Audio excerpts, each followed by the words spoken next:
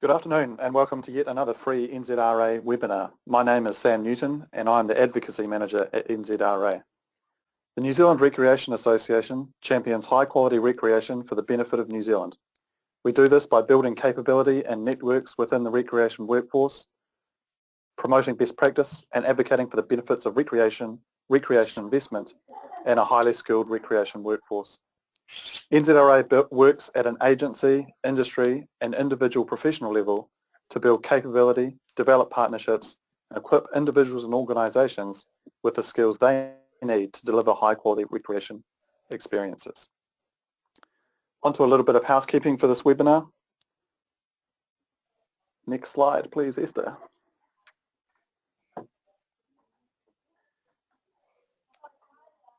We've had a fantastic response to this webinar. There are many attendees watching and listening in now. You are on mute at the moment and we won't be able to hear you scream in the event of a fire or an earthquake. And unless there's a catastrophic fire or earthquake in Queenstown, where Shane is, the webinar will carry on. You can lodge questions via the question option on the control panel and we welcome those. Some questions have been lodged prior to the webinar and we'll endeavour to answer those. We welcome more than one person viewing on any given device, but please do give us the gift of your time and attention by muting your phone and cancelling out any other distractions. Before we start, we'll just take a quick look at some data around you, the audience. We have a variety of attendees ranging from board members and owners, GMs, chief executives, guides, auditors themselves, program managers and consultants, across a broad range of sectors, majority of which are exposed to the adventure activity regulations, some are not, and perhaps worryingly, some do not know. We have had some questions coming through. The key clustered around sort of what the implications are for outdoor education and schools, and Shane will endeavour to answer that, and also the relationship between auditors, auditors giving advice, auditors acting as consultants or advisors. So we'll try to pick that out a bit. There were a few questions that are beyond the scope of this webinar. Shayne Galloway doesn't work for WorkSafe. He is presenting his findings as an independent researcher. He does not work for NZRA or WorkSafe. So we've got some questions there that sort of lie outside the scope of it. The introduction of the adventure activity regulations has been an extremely significant event in the history of outdoor recreation and adventure tourism in New Zealand. In 2016, 3 years into the implementation, Dr Shayne Galloway of Galloway Recreation Research was commissioned by WorkSafe to undertake an independent review of the scheme. Many of you may have participated in a survey that contributed to this work. The resulting 77-page performance study was released last year and it's available as a PDF on the right-hand side of your screen. Shayne's qualifications and experience range across both the academic and industry realms. His publications and research outputs are too numerous to mention here, but are readily available to be viewed at grr.org.nz. Shayne, thank you for offering your time and expertise to present your findings on the Adventure Activities Registration Scheme today. Shayne.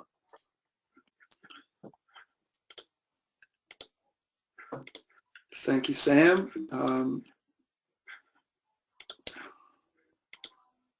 Just get the screen up here. So first of all, thank you all for your interest. The screen's not showing. Shayne, you need to project your slideshow there.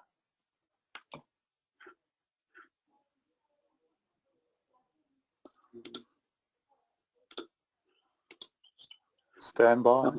There we go. Brilliant. Brilliant. Okay. So again, thank you all for your interest in the research project. It was definitely a journey, and it's a pleasure to be able to present the findings of the research project to such a relevant and desirable group of people. It's good to know that people are interested in research. So I'll just dive right in. Our learning outcomes today, what I'm going to do briefly is talk about the background and methodology of the study, and then we're going to talk about the findings of the performance study. And if you're wondering what a performance study is, it's basically a holistic look, or as holistic as you can get, to look at how something did, how the scheme worked over the first 3 years of certification. The audit bodies are certified on a 3-year cycle. The AAOs, or adventure activity operators, are reviewed at least annually, or audited at least annually, some cases more, some cases less. And so this provided a nice sort of a bookended time frame at the end of the first certification cycle for the auditors, which gave us more or less 3 years of audits for all of the audit adventure activity operators. And then I'm going to talk about the recommendations that I see as being relevant coming out of this research project, and these of course are up for discussion and debate by the relevant parties. So the scope of the study was to look at a range of things: the consistency of the audits and the audit process, the time and cost involved for the operators, scope of the audits involved, the performance of the operators against the scheme, and the benefits that they saw or didn't see coming from their experience, and then potentially some safety management benefits. And this research forms a baseline for future study, and say, let's say in 3 years from now we look again and see if there are any changes, improvements, or whatnot in terms of how the sector performs against the standard that they're being regulated against. So I went about this by looking at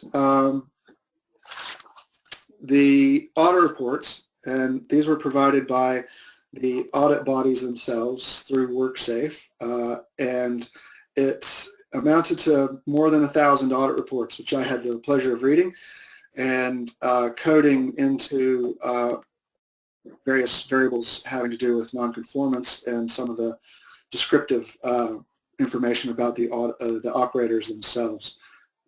And then following that, I interviewed the audit body sector managers. For every audit body, there's one person who's in charge of that sector, and that's who I talked to. They're the one who usually has their finger on the pulse, so to speak, of the clients for that audit body. And then I did a survey of the adventure activity operators themselves and asked them a wide range of questions about their experience and their business. And then I guess to sum that all up in some different ways, and that's what I've put out in the report, which you do have available to you, I believe, as a link there in your handouts. Just one thing going into this, the prime directive, I guess, if you would, is that the confidentiality of everybody involved in this process will be maintained. I won't be talking about specific auditors or operators or well, anybody else that could be identified through this process. So just to give you an idea of the lay of the land, and because there is several different data sources in this, down in the left-hand corner there, I've put some indication as to where the data comes from. And so this is a compilation of audit report and survey data. So if you're curious about where it is that I'm pulling this data from the report, that's where you look. The survey respondents, that's the operators, represented, well, they came from all over New Zealand. 64 districts were represented, and most of those, the highest percentage of those came from Auckland City and Queenstown Lakes District Council, which would include Queenstown and Wanaka. There were, at the time that we closed off the books, 330 registered adventure activity operators across 438 different activities. So that's quite a range, and I was rather surprised to find that when I looked through the audit reports, that there were a total of 736 major nonconformances, or 21% of the total, and that there were 2,748 minor nonconformances, which amounted to a total of 3,484 nonconformances across the operators over that 3-year period. And the sections of the standard which they appeared the most frequently in were in the areas of operational risk management, which is a bit of a surprise because these were the things that from the outset people seemed to believe that they were doing well enough in already, and so I think there's some learning to be done. Certainly there was learning to be done on my part, but I think from everybody's perspective there's some takeaways here. Section 3, leadership and management, Section 5, standard operating procedures, and Section 4, hazard management, yielded the highest number of nonconformances within the standard. And you can see there sort of the top, well, anybody who had more than 10, or any activity that had more than 10 instances are in Table 3 there. That's truncated from the report. Challenge course, high wire, zip line, higher than 3 meters was the majority, followed by scuba. That's recreational scuba. And then abseiling, kayaking, climbing, and so on, as you can see, in terms of where the activities represented in the survey came from. So just to talk a little bit about conformance in the audit world. Nonconformances are defined consistently. There's a uniform, universal definition of what a nonconformity is, and that's regardless of industry or sector. So the same thing applies to aircraft manufacturer as food preparation, as adventure activity. And you can find that definition on page 36 of the report that you have available. Those definitions are related then to the specific standard being audited. So you either meet that standard or you don't meet that standard, and you can meet it, not meet it very well, or not meet it at all. Basically, is how that breaks down. And then for each nonconformance, there's a specific time frame for correction depending on the severity of that nonconformance, and then those are published as part of the standard.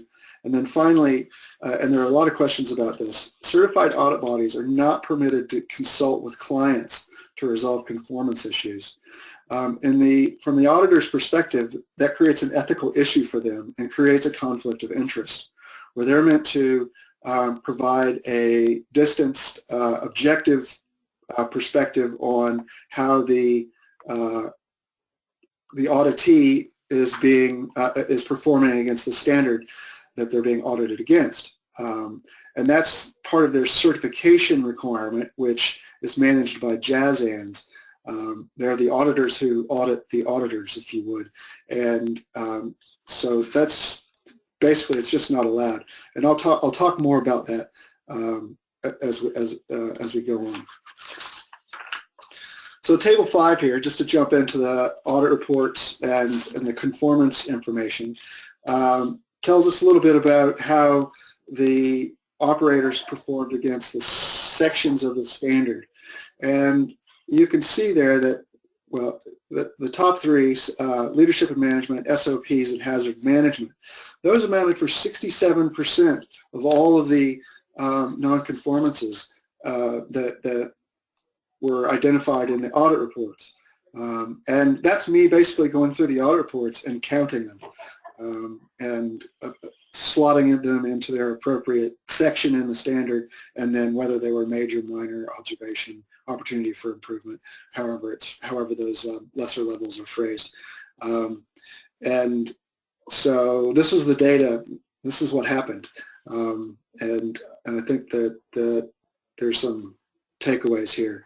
The thing that I take away from this most is, like I said, these are all operational risk management pieces, the ones that have gotten the most nonconformances against them.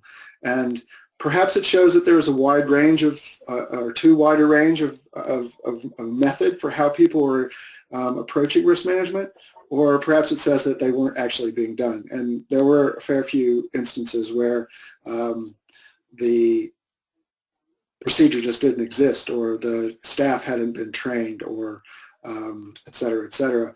And the least number of nonconformances were those that were sort of the added paperwork that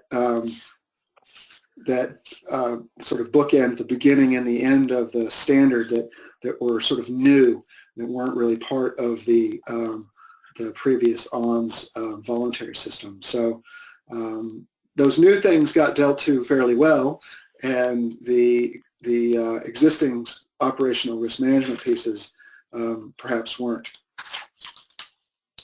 So just taking another slice at this, if you wanted to look at, because there are, depending on which section you are, you can see there that Section 3 has 41 different items, whereas Section 7 has 9 items for its section. So I wanted to get sort of an equalized look at this, and if you divided the number of nonconformances by the number of items in that section, you can see that incident management, emergency preparedness, and response plans came out, leadership and management, and again SOPs, came out well ahead of the other pieces. So just to sort of separate out, well, is it the fact that one section has more items and that's why I had more nonconformances? When you level that out, it's actually not the case. Operational risk management, again, rises to the top in terms of where folks had to do the most work in terms of achieving compliance with the standard and therefore registration. Looking at the compliance overview, again, within Section 5, so let's just take a little bit of a deeper slice here. Within Section 5, these are ranked in terms of their total number of non-compliances. So staff competence was the highest, I don't want to say achieving, but received the most non-conformances within Section 5, the SOP piece, followed by clothing and equipment. And I can tell you from memory that most of those were within clothing and equipment, that they didn't have the appropriate clothing, or they didn't state what the appropriate clothing would need to be, something along those lines in terms of why those show up. And then, you sort of boil down to field communications, which was the least within Section 5. And if you're even more interested, and I'm not going to go into it now, but you have it there in your report, tables 12 and 13 in a report provide the items which are standardized, I guess you would say. So what you've got in table 12 is the overall non-compliance, those in the 90th percentile, or the top 10% of non-conformances by item. So there's another way to look at that. And then table 13 is the major non-conformances that were in the top 10% of. So that's kind of the low-hanging fruit, I guess, or the most common problems. Yeah, exactly. That's right, Sam. Those are the most commonly found, commonly pinged items, regardless of what section they were in. Cool. Okay.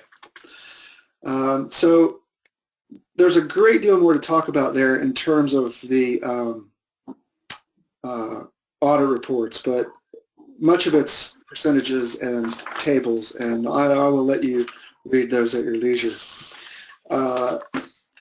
The audit body interviews, these were semi-scripted, meaning I asked each one of the sector managers the same questions and then followed them up as interest and time allowed, and followed the conversation a bit from the standard question set that I asked them. That's also in the report at the back in the appendices.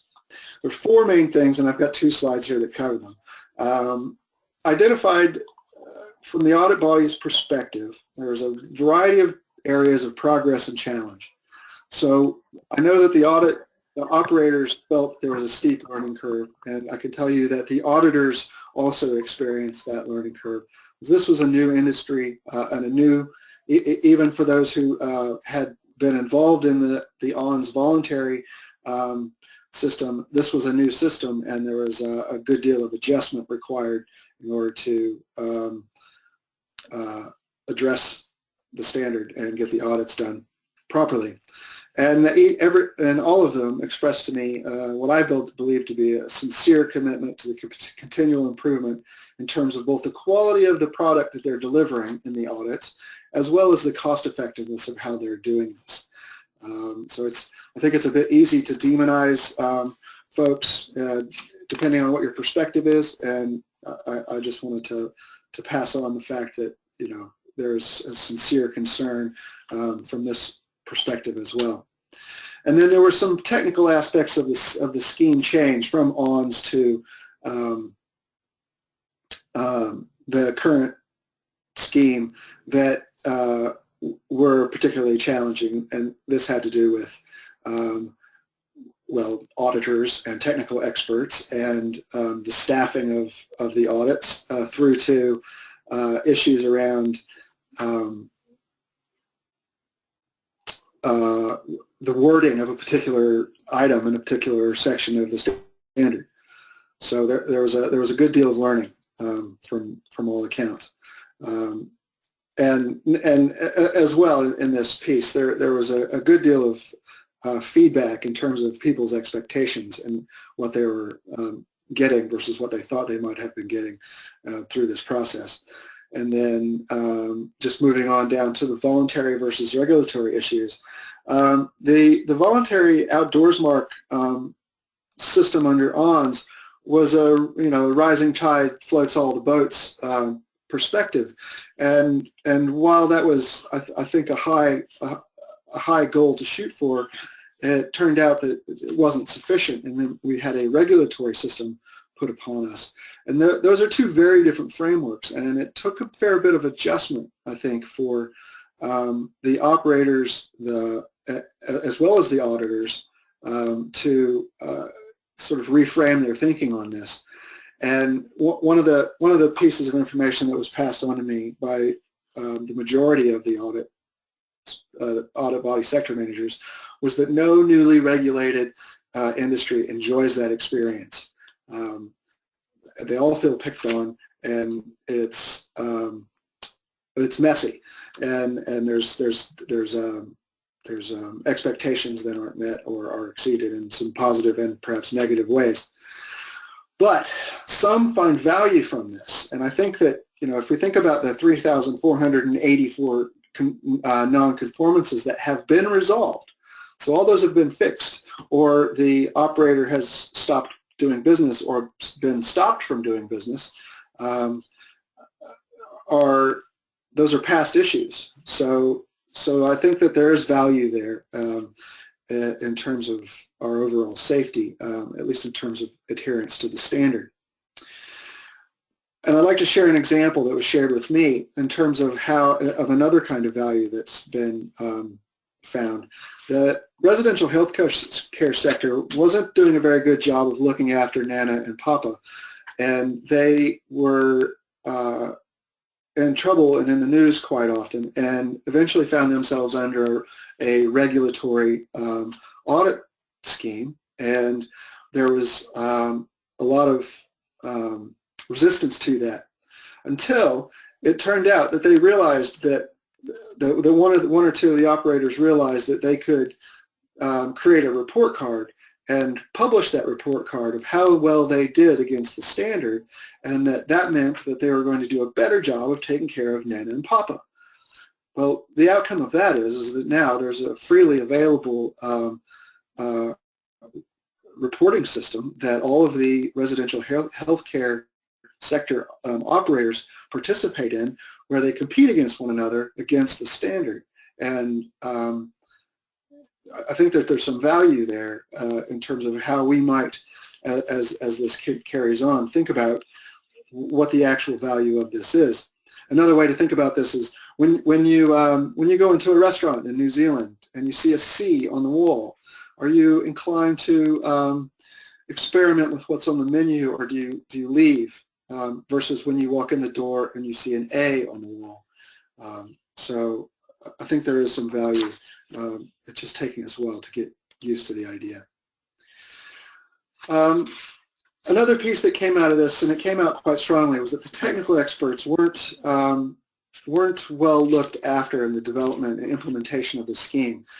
They're widely acknowledged as knowing, their particular activity to the best and highest levels available in New Zealand, but they weren't trained as being how to perform in an audit environment, and there wasn't any training provided until very late in the game, and so there were some issues raised around the technical experts who, I understand this at a visceral level, want to help, and in that wanting to help, consulted with the client on the day or following days following the audits themselves, and that's consultation, and that's not allowed. So that's been addressed. JASAN's issued a technical paper which defines the role more clearly, and several workshops were held around the country with technical experts, and there was a good amount of questioning and answering involved in those, and I was able to attend one of those, and I can tell you that everybody involved got a great deal out of it. So in terms of the technical experts, I believe that there's more to do here. And there's a problem with this, in that the auditors might work for a particular audit body, but the technical experts are viewed as a shared resource. So there's a bit of a hindrance in the mind of the audit body, perhaps, as to why they should train the technical expert who then can go and work for another audit body. And this is these are private for-profit businesses who do have a right to compete on their services. So there's a question there, and I think that we'll all be better served if that's answered in a quality fashion. The issue of surveillance is significant, and essentially it comes down to time versus cost. The more surveillance on site, in whatever form it takes, that an auditor does or it needs to do for an operator ends up costing that operator more money. So while you might want to do clever things like mystery shopper or spend more time on site as an auditor, you're limited in how well you can do that because it's costing the operator money. And there are, I think, a lot of questions to be asked there in terms of how that works. Now, the declarations of conformity are an issue in my mind. Not every audit body is willing to issue these. I can tell you that in the standard auditing world, these don't exist, and they are viewed as a potential gateway to creating double standards and unfair situations where some some adventure activity operators might be receiving a different level of scrutiny than other adventure activity operators, and that's perhaps without regard to their actual performance. And so one of my recommendations you'll see is that they should be gotten rid of. I am quite open to discussion about perhaps they need to be changed, and in what ways they might be changed is a really interesting conversation we won't be having today. And within that surveillance and declaration piece, I can tell you that there has been a full range of compliance, and that includes outright fraud. There have been examples of auditors who were caught in the act of fraud in the development or the implementation of their safety management system, and were fraudulent. You mean operators, not auditors, Shane, I imagine? Hmm? The operators. Yeah, sorry, the operators, not the auditors. And then there's some question about the, thank you, Sam, the manner in which the site and activity sampling is carried out. And this is a problem in other sectors as well, so we're not unique or being picked on. But there are some pretty big differences. The sampling and site and activity sampling methods that normally happen in the audit world are, it's the square root of something. So it's taking the fact that you might make 1 million widgets in 100 different places. And so you take the square root of the number of widgets you make and divide it by the number of places, and that determines how you go and where you go and do your audit. Well, there's some work to be done there in terms of how we do that within venture activity in New Zealand. So a lot came out of those interviews. There's more about this in the study itself, and I would recommend that you read that more closely. So on to the operator survey itself, and there was a fantastic response rate. 43% of all the operators responded, and that's well above what you'd normally expect with such a piece. So if you did participate and you're here, thank you very much. There was a wealth of information provided, and it really enriched the findings of the survey. And then, so what we ended up with was a 95% level of confidence, plus or minus 6. And that plus or minus 6 might seem significant, but when you look at the sort of great divide that occurs, you'll see that there is actually a difference that exceeds that margin of error. And then in terms of non-response, lots of reasons were given: lack of time, disaffection with the scheme, which is a shame. I would have loved to have heard more from those folks, and having already given enough feedback and no longer offering the activities. So I asked a range of information around... Time, Shane. Sorry to interrupt. We're 40 minutes in and people have scheduled an hour, so just keeping a track of time there. Oh, right, okay, sorry. I'll just move it right along. In terms of costs, most reported spending between $2,000 and $5,000, less than $2,000 for consultants. The engineering reports, there weren't very many of them, and those spent less than $3,000 in the main. There were only a few instances of new equipment required, and those were less than $2,000. Same thing with existing equipment being modified. The majority of the costs were spent in terms of staff time and your time, and that your time is the person who actually completed this. And given that a safety management system is, at its most fundamental level, a framing exercise where you're examining your systems and you're thinking about all these different aspects, that's where I expected the costs to come from. And so I think that that's right. I think that that's maybe people felt they spent more time than they should have, or more money than they should have, but that's where the time is going to be spent. And that's the decision makers driving the policy and the procedures. In terms of the level of value gained across the different standards, what I notice about this particular slide is that they're even. There's an even split between low, medium, and high value across the standard. And they're, yeah, so I'll just... It's notable for its evenness. It's shockingly really even. Yeah, they're dead even. The people who found none, I think there might be some folks who just weren't happy and didn't want to give any value to anything, regardless of what the case might be.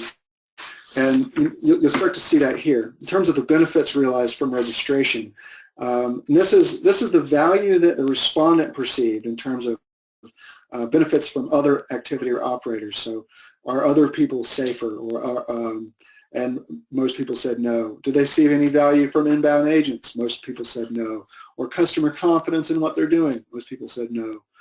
And staff confidence and sector image? Most people said no. However, about a third of the people said yes. And I think that's an interesting finding, and certainly 3 years on from now, I'd be really keen to see if that changes and in what direction it changes. And then you can see here that only that 33% agreed that benefits of compliance outweighed the costs, and 66% disagreed. And some quotes here, and I'll probably just read the first one of each of these 4 slides. So this person believed that the tourism industry as a whole has or will benefit from the system by making employers more aware of their responsibilities towards their staff and customers and safety training requirements. It's unfortunate, however, that some smaller but professional providers have shut down or reduced their services and increased operating costs involved in the system. So these are, these are balanced statements that are coming out and saying that the benefits actually outweigh the costs. And then in terms of not outweighing the costs, this individual stated that it cost them thousands of dollars and months of their own time writing up the S&P for very little change in the safety levels and income for the business. They had previously had very safe experience and 6 years of operation, and they feel like they do a lot more work now for the same outcome. And then similarly, running safe operating manuals before the need for audits. So clearly some folks thought they were doing well, and other folks thought that well enough, and other folks thought that there was value to be gained from going through the process.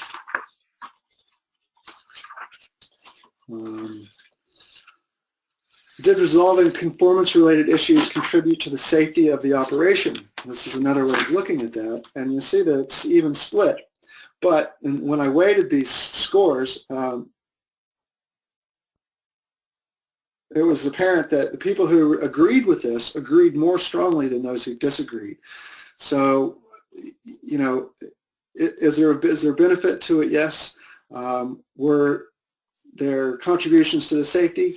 Yes. And so I think a lot of those responses come down to their individual experiences. But we're looking at it as a whole. There is actually some quality that's coming out of this. 62% agreed that the process was worthwhile, 77% felt the auditor understood their operation, and 84% agreed that the technical experts were qualified to assess the activities that they were involved in. Hey Shane, can I just ask a question there? Yep. How do you, back one slide, how do you reconcile that, 2/3 didn't think the benefits outweighed the costs, but then 2/3 also agreed that the audit process was worthwhile? How are those two? How do you reconcile those two pieces of data? I don't. They're conflicting, and I think, yeah, I'm not sure how to interpret that disparity, other than to say that maybe the way folks are interpreting the benefit that they actually got one way, and then the quality, or that whether or not the process was worthwhile, in another way. So maybe it was a worthwhile process, but it didn't outweigh the cost. Could be a way to look at that. Okay, is that? Yeah. I guess it's just a bit of a curly one. Well, this is one slide. In 3 years, what's the data look like? I think that's one framework to keep in mind here, is that this is a shot in time, and it's after the first 3 years. So I would imagine that most of the, well, perhaps not most, but a lot of the wrinkles would have been worked out by the end of the next 3-year cycle, and people would be happier with the process if they're involved in it. Again, high numbers in terms of agreement that there was a fair assessment of the audit was a fair assessment of their management systems. It was clear to them why their activity was included or not, and that's an interesting one, whether or not activities are included. 77% agreed that the auditor's approach to sampling made sense, and then so that's the activities versus sampling locations question, and there 76% thought that it actually did make sense. So there was some success there, I think. And if we look at the auditor, at the auditor themselves, so I've done some math here. 84% felt that they were good or very good in terms of professionalism, 81% for fairness, 90% for knowledge of the audit standard, and 68% for knowledge of the activity. So fair comment there. The auditors perhaps have gone through a learning curve and are continuing that. And then understanding of the adventure activity sector came back in at 84%. So It's not the auditors themselves, perhaps. I think there's some issues with the scheme that could be resolved, but the professionalism of the auditors and the technical experts came through quite well. And then we're looking at the audits themselves. So I've done more math here, and we'll just go through this in terms of a ratio. So in terms of quality, it was 77 agree, 23 disagree percent. Duration was 77-27. Scope was 79-21. Cost was 62-38. Outcome was 87-13, and professionalism was 84-16. So there was some agreement that these audits have been consistent in their implementation. Consultation, and I put this picture here because it gives us a great perspective on a mountain. And it's important to realize that to take on board that under the old standard, consultation was expected, and now under the regulatory system, consultation is prohibited. And if you engage in it, you're violating contracts and engaging in unethical behavior. And that there's more that needs to be done here, I think, beyond the workshops that have happened. You can see there that 58% of the respondents indicated that consultation had occurred, and I found the number that's coming to my mind at the moment is something like 230 odd instances where consultation was present in the audit report, and that's of concern.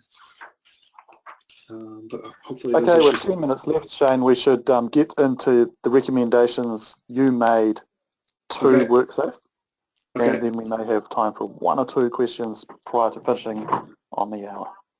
Okay, so let's see here. So the standard and scheme should be aligned to the audit language and the ISO that was developed in part by New Zealanders, which covers adventure tourism at the next opportunity. This eliminates a lot of the wrinkles and actually puts the New Zealand standard forward as the first and only of its kind to achieve this ISO. And I think that's a significant contribution that we can make. Further guidance on sampling added to the scheme. So while most were happy that, that it made sense, there are still a lot of questions about how you actually assess one rock climbing site versus another rock climbing site, for example, when they have very different risk profiles and perhaps other variables as well. There should be continued provision of industry support to enhance the economic growth by guiding the new AAOs with a clear pathway to seek registration, as well as supporting consistent auditing of good practice. And this goes to the ASGs, which have by default become the good practice document. And for those activities that don't have them, they're a little bit in the wind, in that there is no commonly developed and agreed to document that says this is the way that X activity should be practiced. And that sets up a bit of a disconnect with those who do have those documents and can fall back on them in their development of SMSs and their interactions with auditors. The susceptibility of some activities to regulations should be reviewed and revised.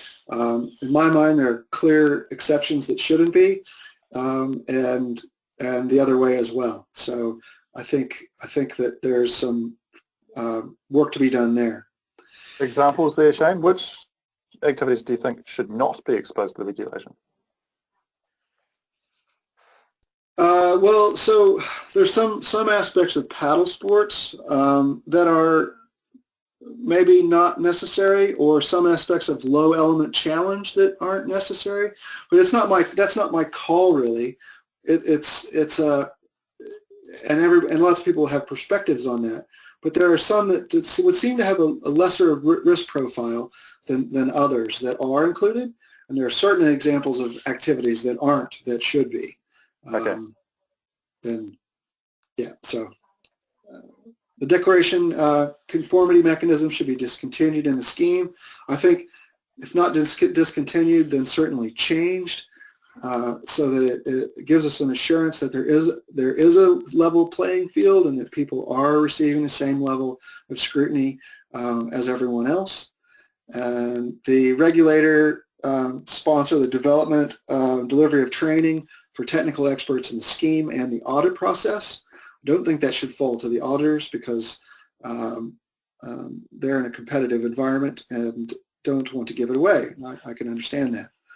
And then the regulator, the certified audit bodies, and the AAOC can pursue methods encourage the sharing of certification with stakeholders to highlight the benefits of compliance. And this might be an A on the door or a C on the door, but I think there's value there that that we should be looking for, because I don't think this is going away. So what does this all mean? A large number of safety issues were identified and corrected, and most of these were in the core risk management areas, which I think is a significant finding. If they had all been in the paperwork that was added on, perhaps maybe we wouldn't have seen as much value as I think we've seen, but it wasn't. It was in the basics, and that's, I think, something to reflect upon. I think the venture activity operators have found the value they were looking for. And what I mean by that is that if they went in with an open mind and tried to embrace the learning and the development that could achieve from this, then I think they might have found that. But if they went into this with a closed mind and the perspective that they didn't perhaps need any development, then I think they found that as well. And I think that's just generally how you find life, and that's what's occurred here. The auditors and the technical experts were under the pump as much as anyone, and their work has been recognized as fair and consistent by the operators and by JASANS, the group that audits the auditors. So it was a tough journey, but I think we've come through it with a fair degree of integrity, and we're better for the process. And then there's a significant desire for industry support in terms of additional ASGs, workshops, training, opportunities for new operators to get the support that they need to go into business.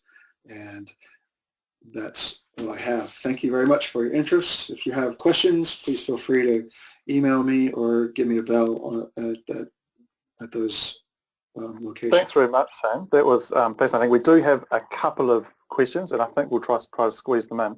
The first one is from Tony, and it's a really good question, Tony. It was actually a question that was asked by the subcommittee of the NZRA board that guides my work, the Outdoor Recreation subcommittee. They asked exactly the same question, and it is there any data on the effect of the scheme and actual safety outcomes, injuries or fatalities? So Shane, do you have any insight into if WorkSafe is recording any hard data about the efficacy of this scheme? Has it resulted in less injuries or fatalities? Well, not to speak for WorkSafe, but I can say that the level of incidents and accidents above a certain level of severity are required to be reported. And so there should be data, and there is, there's a history of underreporting in our industry in terms of folks volunteering information that doesn't rise to a certain level. And so that's another aspect of that. I have expressed an interest in doing that piece of research, and I think it would be a valuable piece to know, although the absence of an occurrence doesn't mean the system didn't work, if you follow. If there's a potential for something to happen, then this system is also meant to be proactive, and you can't, I think, understand how many accidents or incidents have been prevented from happening by looking at a decrease in past performance under different... Okay, yeah. Thanks, Shane. That's a good answer. Tony, you'll be glad to know NZRA is pursuing the answer to that question as well. We're going to be challenging WorkSafe to provide that data because proof is in the pudding, and we'd love to see some proof of efficacy. The second question, and the final question we'll ask before we really do run out of time, is from Kylie. Do we know how these auditor findings compare with other industries? So Shane, I guess you referenced the aged residential care industry, which was exposed to compulsory auditing. Has there been any comparison made between industries that have come under compulsory audit or regulation? Strangely enough, no, there isn't. The performance studies such as this one aren't normally conducted. And I struggled to find any examples. There was one Harvard Business School case where they looked at the performance of a standard, but generally they're not done. And I'd be a little bit reluctant to do that without having a clearly comparable industry to gauge ourselves against, because it's going to be apples and oranges. Okay, thanks for that, Shane, and thanks for that question, Kylie. If you have any other questions, please do feel to fire them through using the webinar application open on your screen, or just email them through to either myself or Shane, and we'll endeavour to get them answered. Shane, thank you so much for volunteering your time. I remember when you came to us immediately prior to the NZRA National Conference last year offering to present your findings. We were really miffed that we couldn't squeeze you in. We were really sad that we couldn't get you in at that time. But I think in the end, a webinar is a better way to connect with a wider variety of people who are far more interested in this realm than perhaps people who attend the NZRA conference. So thank you so much for presenting your independent findings. I know you've made some recommendation and findings that will probably challenge WorkSafe, and they challenge some actors in the industry, both auditors, auditor bodies and operators. So thanks for taking that independent, pragmatic and well-evidenced stance, and all the best for the future. You're welcome. It was my pleasure. To your attendees, thank you for attending. There are more NZRA webinars on the horizon. We've had 3 this year so far. Please circle the 4th of September in your diaries for the Outdoors Forum in Wellington, and keep in touch. Thank you very much.